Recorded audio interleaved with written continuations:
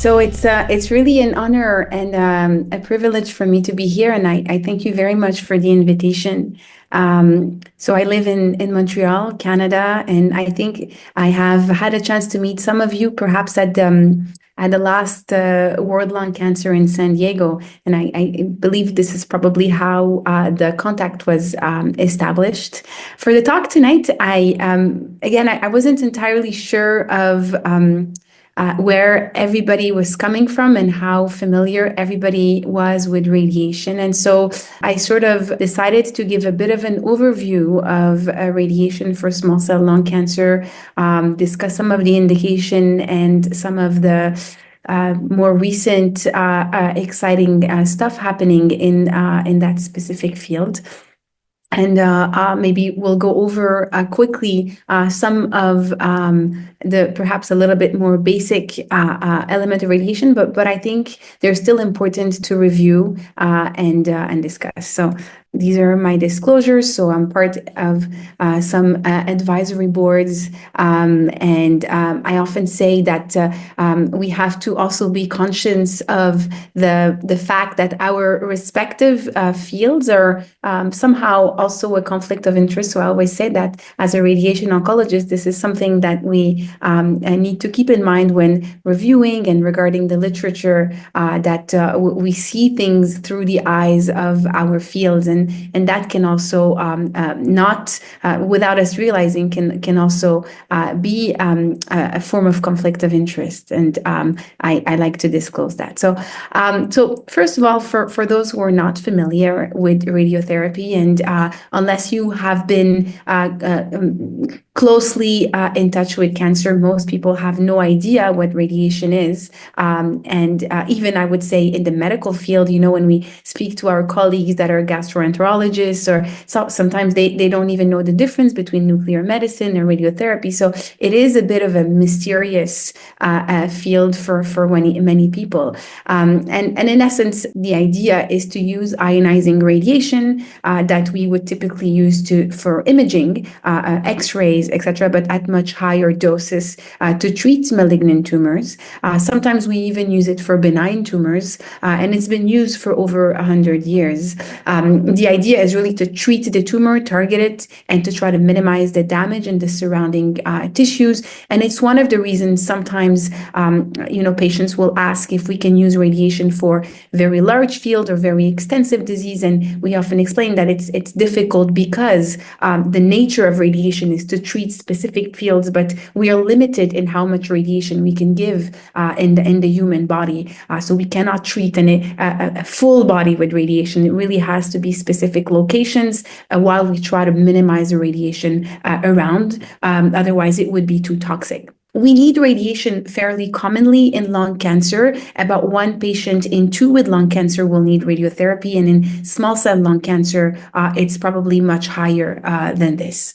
In small cell lung cancer, some of you may be probably are aware of this separation already. We separate them into limited stage disease, where radiotherapy is part of the standard of care, radiation and chemotherapy now as part of the most recent exciting development with durvalumab added adjuvantly is the gold standard, with the goal being cure and long-term control. In patients that have a cancer that has spread, we call it extensive stage disease, and it can be because it's spread to other places, but it can also be because it's not necessarily spread distantly, but locally it is really way too large to be included in a radiation field. We would call this extensive stage disease, and in this context, radiation can be used to shrink the tumor to help the symptoms, and also it can be used in what we call consolidation. We'll go through this a bit later.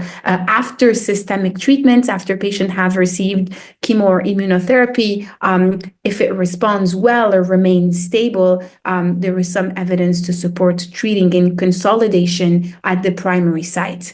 The main types of radiation that we would use in small cell lung cancer is the chest radiotherapy, either in limited stage or extensive stage in consolidation, in palliative radiation to relieve symptoms. It can be at the primary site in the chest, but can also be from bone mets or any other site where it causes symptoms, we can really just use it to relieve symptoms, and it's extremely efficient. We'll also go through some of the literature for that. And the other indication, which is sort of an indication that is a bit questions or has been questions in the last years, is the prophylactic cranial irradiation. So small cell lung cancer is associated with a relatively high rate of brain metastases. And for a long time, we've used cranial irradiation as a prevention to give longer control at the brain and avoid the appearance of brain metastases. But it is a practice that is now a lot less uniform. There are studies currently in this space looking at whether we still need to do this or if we can simply surveil patients and only treat when and if brain metastases develop. So just a quick dive into staging, because sometimes this is also an area that can be overwhelming for patients. So for small cell lung cancer and non-small cell lung cancer, the TNM staging, so T for tumor, N for nodes, for lymph nodes, and M for metastases, is actually the same, except that in practice for small cell lung cancer, we really just use or care to use in the clinic that distinction between limited and extensive. But otherwise, factually, we use the same TNM system, with T giving an indication of how large or how invasive the primary tumor is, the N giving an idea of the nodal spread, whether it's lymph nodes on only one side of the chest or both sides of the chest, etc. And M being whether the disease has spread in other parts or not. So even if in small cell lung cancer we use mostly limited and extensive to sort of guide us in treatment, the TNM staging system is still helpful in terms of prognostication. So to have an idea of how well patients will be doing, even though, again, to make treatment decisions is not commonly used. And I had two questions, but the first one is, what is the maximum GY that can be received to the lung and then also to the brain? Yeah, these are very good questions, and so GY or gray is the dose that we use for radiation, and there isn't a hard maximum. It's really a case by case situation. So in the lungs, for example, we would give, there is the first time that we give the radiation, for example, at a radical dose where we would be giving 66 or 70 gray or perhaps less, but these are the quote unquote maximum curative dose that we would give in one shot. Whether or not a patient can receive more dose in that specific area will depend on whether the need for the radiation is immediately after or many years after. And we have ways to calculate how much dose we can give. And this is mostly limited by the organs around the area. So we can imagine that if we're treating somewhere very close to the heart or very close to the spinal cord, then we have limitations in terms of the risks of toxicities. So I think nobody could give you a hard dose in terms of gray. Typically, what we would do is we would add the plans and look at how much dose has been received by the surrounding area and how much room we have to give. Now, importantly, when you assess the maximum dose that the lung can receive, we're talking about a specific area. Now, you could be receiving the same amount of dose in another area of the lung, for example, the contralateral lung, and we're sort of restarting completely this calculation. So there is no hard answer to this, and it really depends on the area and mostly the dose to what we call the organs at risk, so the surrounding organs, and how much room we have to give before the toxicity or the side effects, should I say, of the treatment are too much. Thank you. Wendy, did that answer your question? Yes, for the lung, but then for the brain, is there? It's the same thing. So it's the same principle. We're limited in the brain. So we obviously the dose in prophylaxis is not going to be the same. it's a much lower dose. If there are lesions, we can often use either what we call radiosurgery boost, where we will be giving much higher doses to the actual brain metastases, or we don't have to do that, but there are situations where we do that. But there are ways, once a patient has been treated, to retreat even the same lesion one time, and in some cases I've seen that done a third time. But these usually retreatment come with risks, namely sometimes risks of what we call necrosis, so the tissue in the brain dying and causing inflammation, etc. And so again, the risk versus the benefit is really based on a calculation of how long ago the radiation has been done, how much radiation has been received, and we have sort of not alone, but with some physicists and dosimetrists, some calculations that we do to see how much dose we can give. We typically have a little bit less room in the brain that we would have in the lung, but again, it's really a case-by-case situation. There's no hard number. Oh, yep. And I had a question too. When you were talking about radiating and looking at not maybe a large size tumor. Now, my tumor was very large. It was 15 centimeters by 11 by 9. But also because the simultaneous chemotherapy, I guess, thinking that it would shrink. So, and then they did a re-imaging and I guess made the area smaller. So what is the size limit of a tumor that someone would have that can be treated by radiation? So again, radiation, and as most fields in oncology are not really like exact sciences. So it's really a case-by-case situation based, again, on the risks versus benefit. In small cell lung cancer, we know that it responds very well to chemotherapy. And we also know that, starting the concurrent chemoradiation is also perhaps associated, the earlier you start is associated with better outcomes. And so we often have to make this a trade-off of when to start. We want to start as early, but at the same time, we can start the chemotherapy, shrink things, and start with the radiation after. 15 centimeter is quite large, and we can imagine that often it's centrally located, so it's probably close to the heart, to the spinal cord, to the bronchus, etc. And so without there being one specific size, the main element we will be looking at is, are we able to treat and cover the tumor adequately while still sparing the organs around sufficiently? So we have dose constraints. We call them dose constraints. So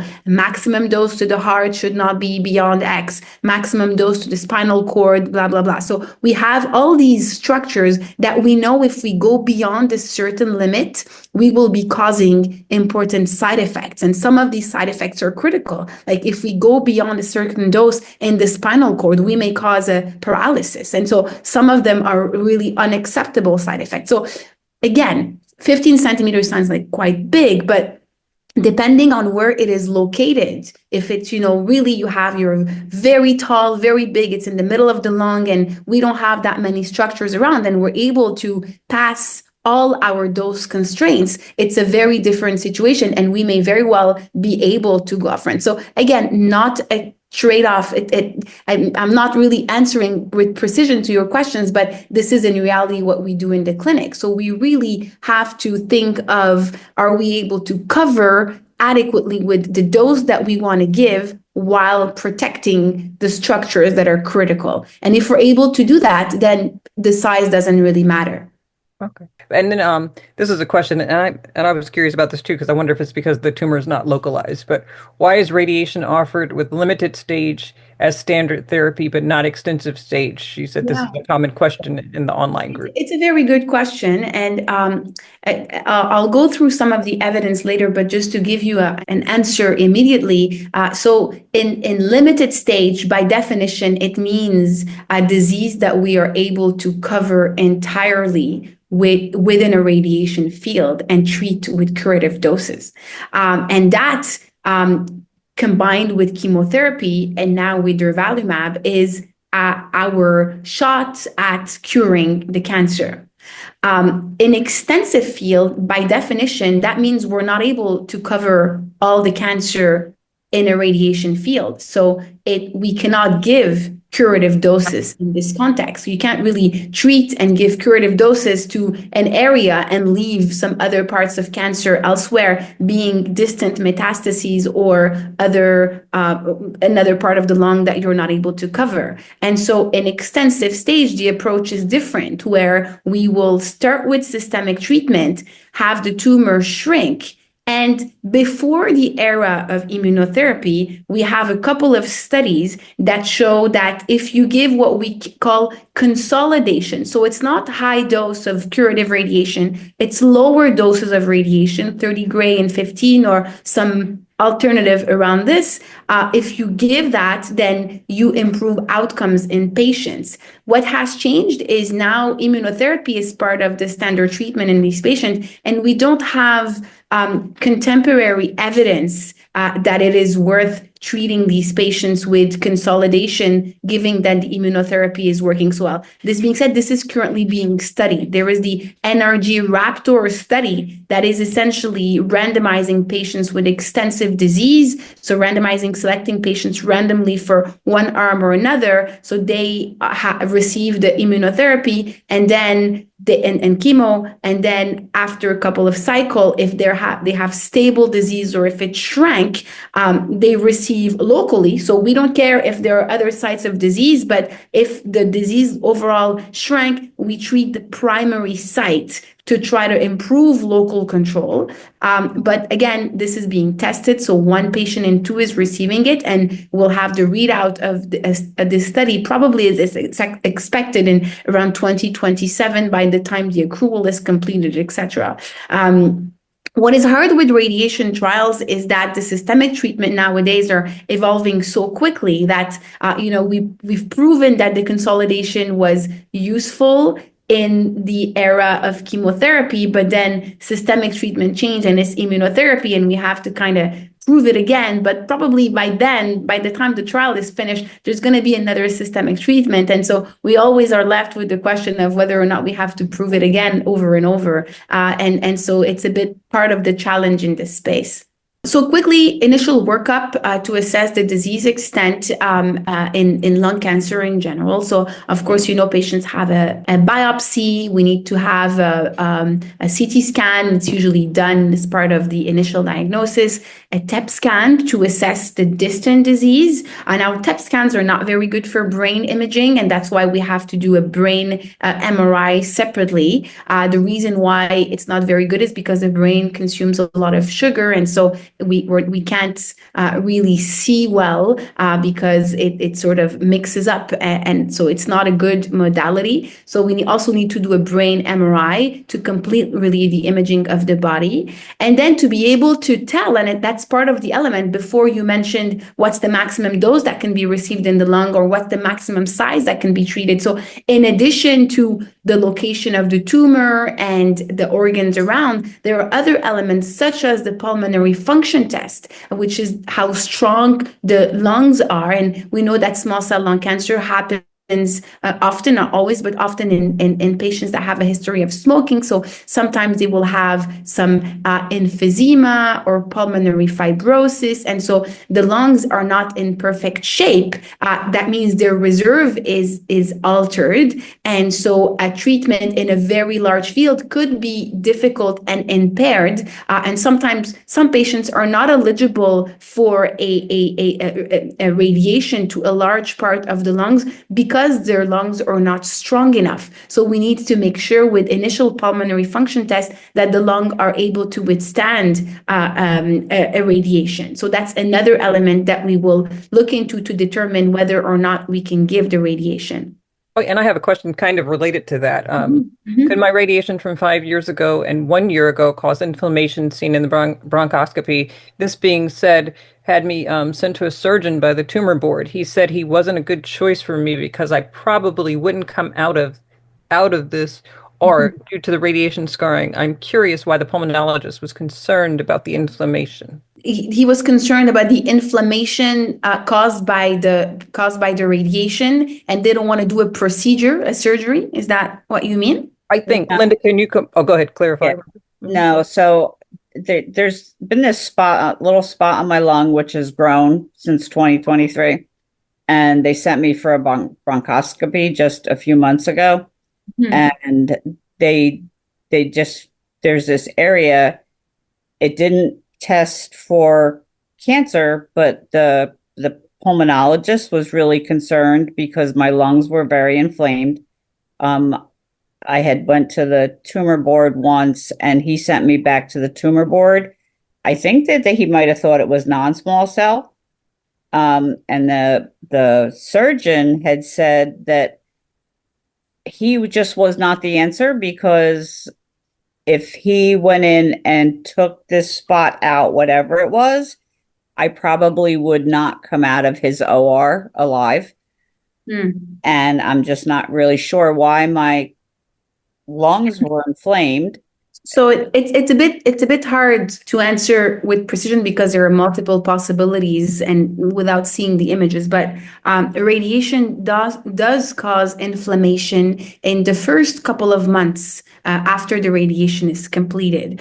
We call this radiation pneumonitis, and it happens in about radical radiation to including the lymph nodes, so what we consider a conventional large field radiation. It probably happens in about 1 patient in 4, where they have and like radiological inflammation, where you don't have symptoms of having difficulty breathing, but we see it on imaging, probably happen in the wide majority of patients. Because inflammation, radiation, what it does is that it's going to kill cells and causes inflammation locally, and we see that on imaging. That's certainly expected. Now, 6 months after radiation, there shouldn't be inflammation, but usually this area of inflammation, what it can transfer to, it becomes scarring, and the scarring is called fibrosis. And what it means is that sometimes the tissues get stuck together, and it's like essentially like a scar. It's a lot hardened, and it can be difficult on imaging to tell things apart, whether this is cancer or whether it's only scarring and sometimes poorly used inflammation. But in reality, there isn't much inflammation 6 months after the radiation. It's really mostly scarring happening around. Surgeons typically don't like to go in these areas and operate because there are much more complication rates, because all the structures, especially if it's quite central, so close to the area of the heart, and where you have your bronchus and your airways, if it's very close to some areas like this, when they go and they operate, everything is stuck together, and they're very worried of the complications. So they do operate sometimes. It's a case-by-case situation, but they're typically not very keen to go in areas where there is a lot of fibrosis if you have structures that are vital. So this is what I seem to understand from what you're saying. But again, I could be wrong. I didn't see the images, but that's a common scenario that we will see and discuss. Right. Yeah, I figured. I mean, I had my first radiation 5 years ago, and the one thing that the surgeon said, he said, he really likes you and he really liked to radiate you, and he radiated you really good because the small cell is all gone. Yeah, that's amazing. That's really, really great, actually. But I lit up on the PET scan, right? Yeah. Which is what caused the bronchoscopy. So, but thank you. Thank you. And we had a comment to just back up what you said, Linda, and the doctor. I had radiation being limited 5 years ago, and I thought I had pneumonitis from immunotherapy. But my oncologist said I probably got it from the radiation within 3 months of the radiation, and it's called radiation pneumonitis. Now that I have extensive, he's trying immunotherapy again. Yeah. It's when you get the pneumonitis after the radiation, even if you have immunotherapy in that period, when you have that time frame of 1 to 2 months post radiation until 6 months post radiation, and even if you have durva in that that time frame, it's very difficult to tell apart whether it's radiation induced or immunotherapy induced, or sometimes they can both contribute. But we have to assume when it's in that time frame that radiation is definitely the main cause. Sometimes, though, it's tricky because, of course, if the radiation happens around the area where the radiation fields were, it's clear that it's radiation induced. Typically, unless we have some sort of underlying inflammatory condition, radiation pneumonitis doesn't go everywhere in the lungs like immunotherapy-induced pneumonitis would do. It really goes around the area of the radiation fields. So that's also another element that we can use to kind of guide whether it is radiation or immunotherapy-induced. But it has become more challenging now that patients receive both radiation and the durvalumab after to tell things apart, surely.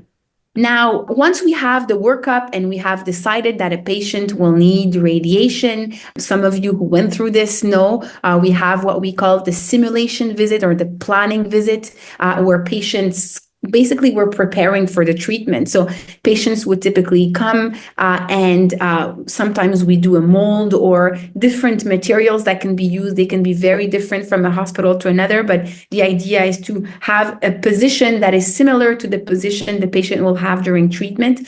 In the wide majority of centers, patients will have what we call a 4D CT scan, which is essentially a 4-dimension, the fourth dimension being the breathing and the movement with the breathing. And so essentially we want to know how much the tumor is moving, because essentially when we will plan for the radiation, we want to contour and draw where the tumor is, but we need to make sure we're catching the tumor during the respiratory motion. And so in most centers now, a patient will have this type of imaging to help us draw better with more precision. And then the treatment planning essentially, and this is not a patient that had small cell that I have here, it was an SBRT case for a non-small cell lung cancer, but you have essentially a team of doctor, medical physicists, dosimetrists that work together, and we want to outline the tumor, protect the healthy organs, and we design the best possible treatment plans to deliver the dose to the tumor while also sparing. You could see here, for example, the blue line here where we're trying to move away the dose from the airways as much as possible and to try to limit the dose to the lung. And then there are very stringent processes of QA, quality assurance, done between physicians and physicists and dosimetrists. That's why between the simulation and the treatment start, there's often at least 3 to 5 working days, because there's really a big team working behind this.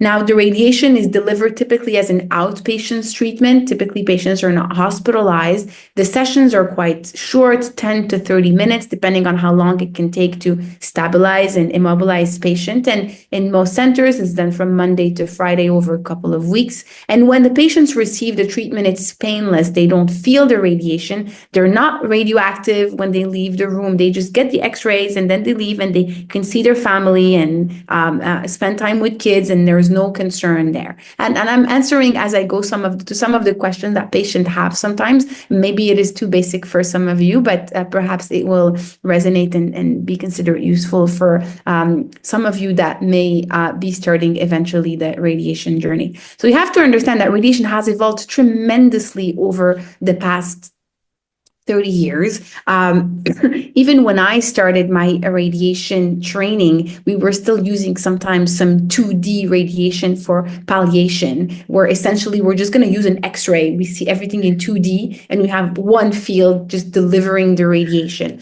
And it sort of evolved to having now a better 3-dimensional information where everybody had a scan, but then we still had very basic fields, one field at the front, one field at the back, and one field on the side. That's called 3D conformal radiation. And it evolved now to, I think, almost most centers now would receive intensity modulated radiation, where essentially you have what we call MLCs, or multi-leaf collimators, where the fields are open and close, and turn around the patient to sort of take the shape of the tumor and be able to treat as precisely as possible and spare the rest. And in some cases, in small cell, it doesn't happen often, but sometimes it happens. We will use an even more precise technique, which is kind of an evolution of intensity modulated radiation, which is SBRT, or SABR, stereotactic body radiation. It's typically used for very small tumors. So sometimes in small cell, we will do it for a patient that cannot have surgery and during screening, a very small tumor that was found. And it's very, very high dose of radiation. And instead of giving it over a couple of weeks, over several weeks, we'll give it over 3 or 5 treatments only, where we burn at very, very high dose, high precision, a very small tumor. And so that's kind of the ultimate precision technique that we will use, but only some patients would be eligible for this type of treatment. And so it has evolved quite a bit in the last 20 to 30 years. Now, some common side effects from thoracic radiation that patients will get, we discussed the inflammation that patients will have, radiation pneumonitis, cough, shortness of breath, but also on radiology, we see the signs of acute inflammations. Patients sometimes, when they have symptoms, will need to receive corticosteroid therapy, so anti-inflammatory medication for a couple of weeks, sometimes even antibiotics if we're not sure there is an added component of infection. Patients during treatment will also have what we call esophagitis, which is an inflammation of the esophagus. It can manifest as pain and burning sensation. That will typically, all these side effects, the esophagitis, sometimes the skin, the fatigue, usually will start at around the week 3 to 4 and will increase slowly and be worse towards the end of treatment, and then the last the 2 weeks after the end of treatment, before it starts slowly getting better. But the pneumonitis typically starts after the treatment is finished, 4 to 6 weeks after the treatment is finished. Cancer blood cells also be impacted, the red blood cells? Of course. So the blood cells, and certainly patients rarely in small cell lung cancer receive radiation alone. They receive it with chemotherapy. And so the blood cells are mostly affected by the chemotherapy, but in a very large field of radiation where the bony marrow is going to receive a lot of radiation, we can see changes long-term in terms of blood cell counts. But most of the time, acutely, the blood cell count is by the chemotherapy. Oh, and I have one question right here, Renee, and then I'll go back to the chat. I have 2 questions. Thank you. And thank you very much for your presentation. And I'm so grateful we have this option. I am having experiences in my neck, all the way down my skull here, and they say it's from the radiation, which is coming up like 5 months later. I never had neck problems. I never had bulging discs, narrowing of the bone marrow, and one other symptom. And so I'm starting pain management Wednesday, and I don't know, it sounds like it's from the radiation, not the immunotherapy, because I had a whole bunch of side effects from the immunotherapy in my lungs. So I relate to Linda in the experience of that. I don't know if you received the radiation in the neck. Certainly the best person to check the radiation field with and ensure if this can be caused by the radiation is your radiation oncologist. And oftentimes I'm often very surprised, but it's normal. We each have our fields, but by how much we would think our medical oncologist knows a lot about the radiation and how the radiation fields can affect and cause side effects, and vice versa. We think the oncology team knows a lot about what the other field does, but oftentimes we work in sort of silos, and we're very good in our field, especially when you go to academic centers. People are sort of really focused and they don't know much about other fields. And so I always urge patients to really go back to the radiation oncologist to have the answer as to whether or not this is caused by the radiation, because there is a tendency sometimes to associate some side effects to the radiation, and then your radiation oncologist is going to look at it and say, it doesn't make any sense. It's like completely off the radiation field. It's not possible. This being said, in your case, I cannot tell for sure. If it sounds like you said it goes in your legs, and is it when you bend your head and you feel like electric shocks? If that's the case, sometimes this is a temporary side effects that patients can get from the radiation when they get some dose to their spine. It's not common, but it happens sometimes. And oftentimes it reverses. So when they bend their head, they feel they have electric shocks going down or their body. Other than that, if you really have something specific in the neck specifically, it's really something that has to be correlated with your radiation field to make sure we're able to say that it's linked to it. And the best person to tell you that is really your radiation oncologist, and not anybody else in your treating team. Okay, thank you so much for that. Okay. Oh, yep. And oh yeah. And so Dr. Bahig is here. Definitely give us a lot of information. But if we have specific medical questions, I guess the advice, Dr. Bahig, would be to go to their own not interventional radiologist. I'm sorry, oncologist. Yeah. Their own oncologist or radiation oncologist or whoever, but the treating team. Surely, it's always much better to go to someone who has your file and has all the details and can give you a much more accurate information. Oh, yep. And here we have a question and a comment in the chat. Are there long-term side effects different from the continuum of short-term side effects? Yeah, sure. Yes, the long-term side effects are very different, and I would say are very dependent of where the tumor is and with proximity to different structures.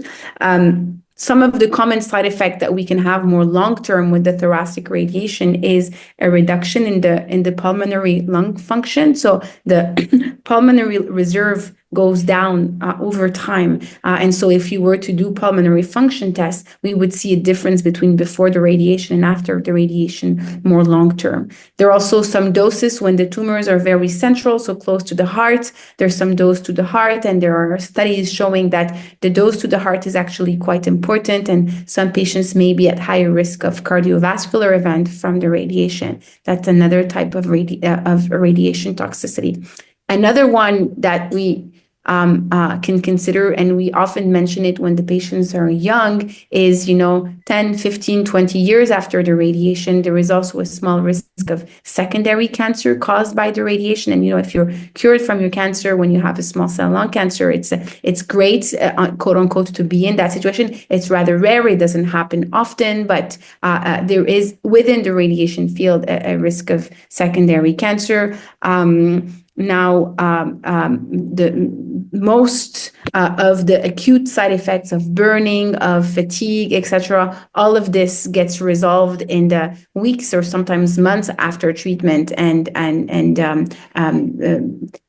typically patients are not going to have those pains or discomfort more long term.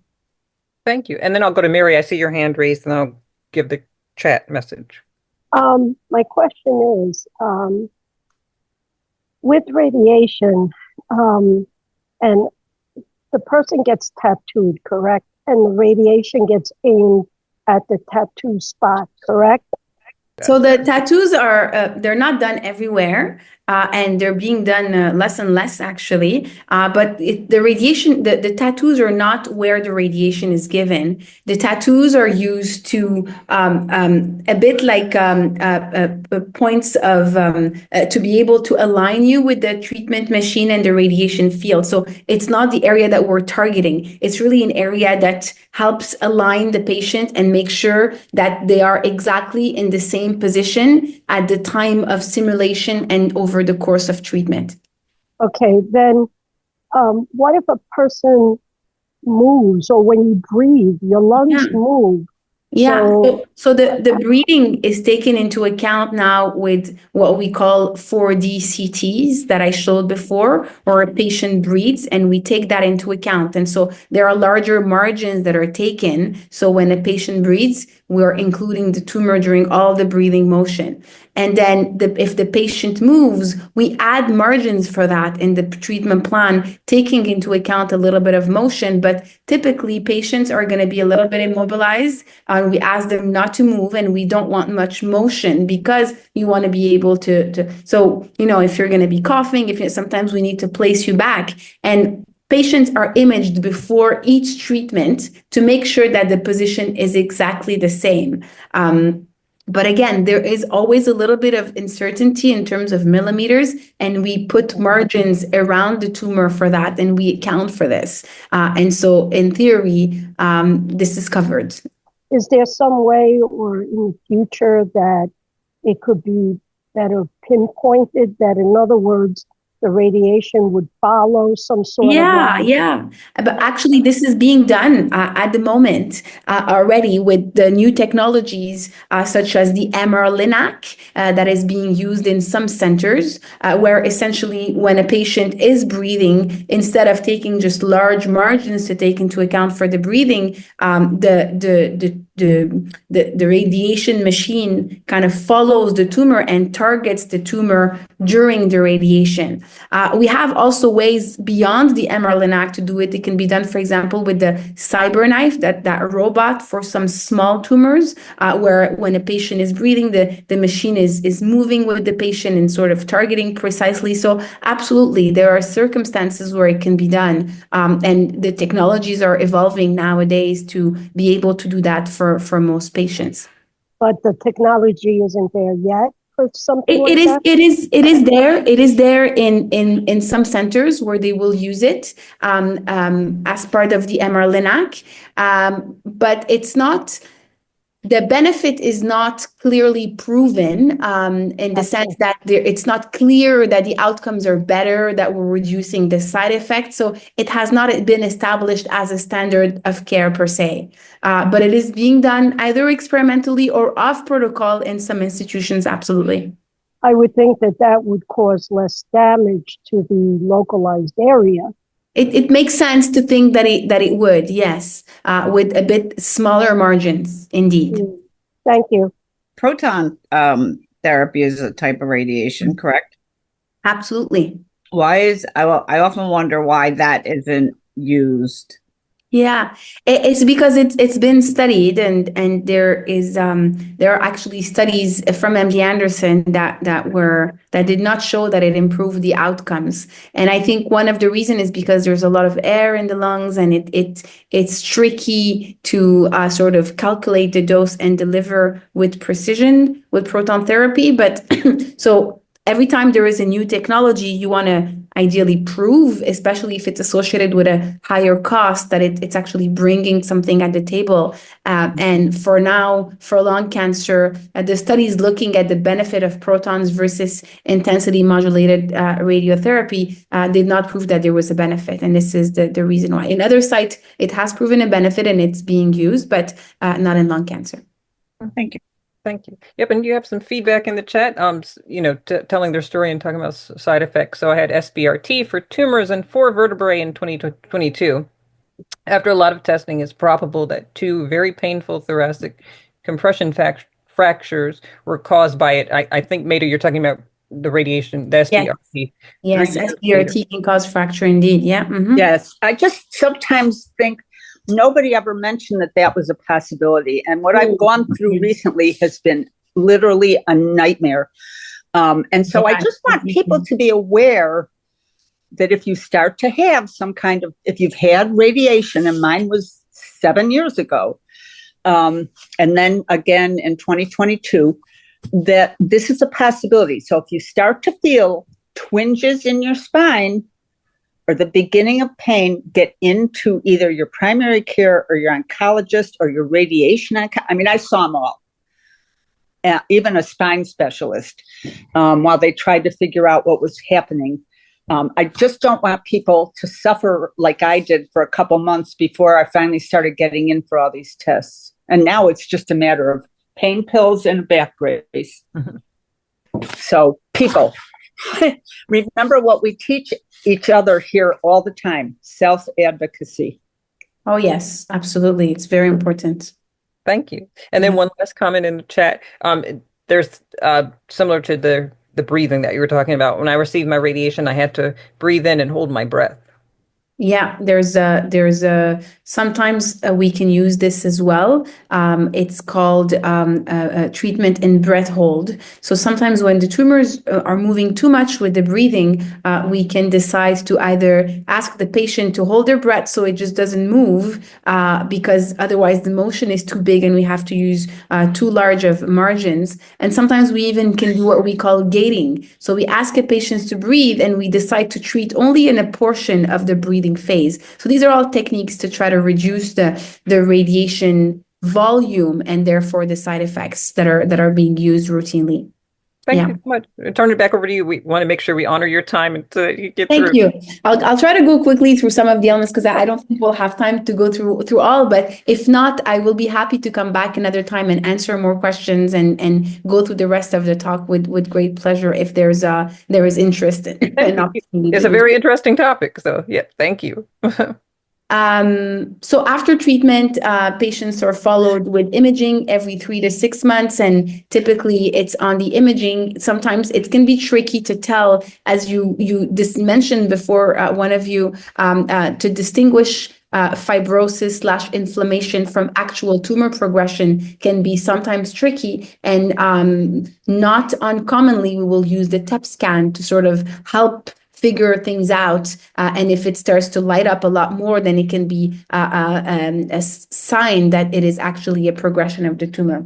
Now, I just wanted to go quickly through the new standard of care in limited stage this past year. And it's been a really good year for small cell lung cancer and in limited stage in particular. So we've had the same standard in limited stage for the past 30 years where patients the standard of care is concurrent chemoradiation, with a study that had shown that twice daily radiation versus a lower dose once daily. Now, I have to say that, and I'll go back to this, the higher dose once daily is now an equivalent standard to the twice daily radiation. So that combined with chemotherapy was sort of the standard of care. This past year, the Adriatic trial showed impressive outcome improvement of both overall survival and progression-free survival when patients received durvalumab after they finished their concurrent chemoradiation without progression. So this is the study design where patient had to have a limited stage from stage 1 to 3, and they had to finish their concurrent chemoradiation. They should not have progressed over the course of that treatment. They were allowed to be treated with 45 gray twice a day, which is a regimen used quite a bit in the US and in some parts of Europe, or 60 gray to 66 over 6 weeks, which is something we use quite a bit in Canada. And then they were randomized to durvalumab or placebo. There was also a third arm of durvalumab and tremelimumab, but that arm has closed during the course of treatment and they haven't read out the results. But we know that the durvalumab arm showed improved outcomes and is being used now for patients. Interestingly, it showed that if you start the durvalumab a bit early, within 14 days from the completion of treatment, the outcomes appeared better. This being said, in practice, it's very difficult to do because by the time the patients finish, they're tired, they have the side effects. We have to do a CT scan to ensure that they didn't progress. And then us in practice in Montreal, we rarely start within a month even of the completion of their concurrent chemoradiation. I see that there may be some comments or questions. Oh, maybe they're private to you. I don't see. Okay. Oh, sorry. It's okay. May see here. People are still talking about holding their breath for CT. Oh, okay. Awesome. Very good. Right, what you see. So in general, it was well tolerated, the durvalumab, which was good. It didn't add that much more toxicity compared to the chemoradiation. A little bit more, tiny bit more pneumonitis, but really negligible for any grade. But when we looked at the more severe symptomatic grade 3 or 4, so patients that needed to be treated medically for their pneumonitis, the rates were similar whether the patient had the durvalumab or the placebo. So generally well tolerated, as we already knew in non-small cell lung cancer from the Pacific trial. Now, in combination with the chemotherapy, especially now in the era of durvalumab, it's not clear what's the optimal dose to use in the chest in limited stage. I showed you before that in Adriatic, patients could receive 45 gray twice a day for a period, or 60 to 66 in 30 fractions. And there has been recent trials, 2017, and then more recently, looking at escalating the dose, 60 gray and 30 versus 70 gray and 35, compared to the standard of 45 twice a day. And really, these two trials showed that it was no better. So in practice, patients can be treated with anywhere between 45 twice a day, 60 gray and 30, or 75 and 35. They're all about equivalent. There's maybe some signals that 45 twice a day is perhaps better if the patient have the capacity and to do it, because it's very time consuming and energy consuming to receive two treatment in the same day for a couple of weeks. But at the moment, it's not clear that really one is superior than the others. People are looking at whether we can be giving even more than 45 twice a day in 30 treatment. And this is actually showing interesting signals. There was a phase 3 from China last year or 2 years ago that was presented and then published that showed that it seemed to have better outcomes, but the details in the methodology weren't really convincing. And so I don't think it will be practice changing, but there is that Norwegian trial, which is a phase 2 that looked into 60 gray twice a day for a long period in 40 gray. Sorry if you hear the babies in the back. It's that time of the day where it's almost bedtime. And so they showed interesting outcomes. It seemed to improve compared to 45 in 30 BID, but they will have to run it as a phase 3 before it changes outcomes. So some points about prophylactic cranial irradiation. I'm going to go through this quickly, but we know that patients with small cell lung cancer have a high propensity for brain metastases. And we had some evidence, past evidence, they're getting old now, 1999 and 2007, showing that perhaps the survival of patients and the number of the appearance of brain mets goes down when patients are treated. But the most likely was happening, and this is the hypothesis currently, is that we didn't have MRI. Patients weren't, we weren't catching the tumors when they were appearing or small enough. And it's not clear currently if there's still a benefit of doing prophylactic cranial irradiation in the era of brain MRI. This is a study that was done in extensive stage in 2017 that either patients were treated with prophylactic cranial irradiation. So prophylactic means we're giving it before any brain mets are there just to be sure, versus we're going to follow patients with MRI. And they didn't show that there was an improvement in outcomes if the patients were followed. Of course, if you're not coming back and you're not getting your regular MRI, for sure you're going to come back and with brain mets and you're going to have symptoms and your status is not going to be as good. But if you're followed closely with MRI, then probably that PCI could be omitted. And in many centers, this is being done routinely. There are some clinical trials still looking at these questions. We have one in Canada at the moment. We'll know more in the next couple of years, but for now it is really case by case and it's not necessarily being used routinely. And we know also that there's some neurotoxicity associated with this, so when we can avoid it, it can be interesting. But it's really important to know that we can't omit cranial irradiation and then have patients followed with CT only or not followed at all. Really, the alternative should be close follow-ups with MRIs.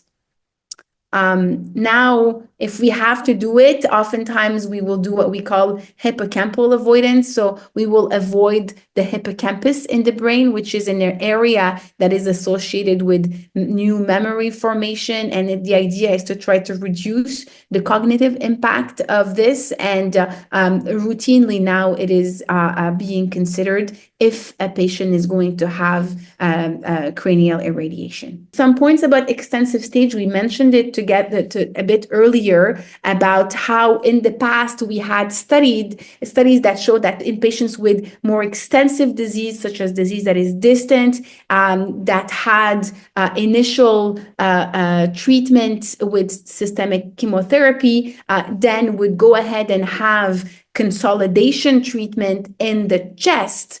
We have some evidence that showed that their outcomes were improved. But these three studies mostly were before the immunotherapy era. But what they showed definitely was that radiotherapy improved progression-free survival and overall survival with different doses that were tested, 30 gray and 45 gray. Well, now we have immunotherapy, but we don't have evidence of whether this still stands or not. So my recommendation for any patient who has extensive stage disease and sees a medical oncologist, receive the immunotherapy and chemotherapy, is to discuss with your medical oncologist, is it worth to give a consolidation treatment with radiation?